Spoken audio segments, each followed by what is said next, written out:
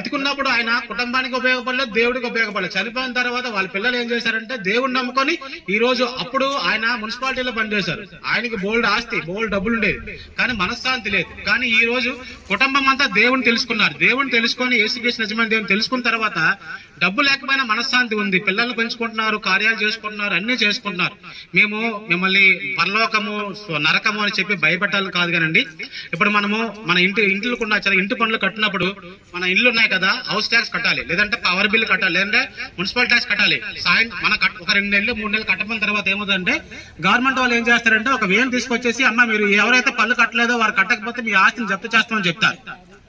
అది భయపడడం కాదు, మనకు ఒక విషయాన్ని క్లియర్ గా చెప్తున్నారు, మీరు కట్టకపోని మీరు మీ ఆస్తిని జమ చేస్తాం, మీరు కడితే అవసరం లేదు. అదేవిధంగా మీరు క్లియర్ గా ఉండి పాపం చేయకుండా ఉంటే పరలోకం, మీరు తప్పు చేస్తే నరకానికి వెళ్తామని చెప్పాలి తప్ప ఆ విషయాన్ని మాకు దేవుడు సర్వలోకానికి వెళ్లి సర్వశిక్ష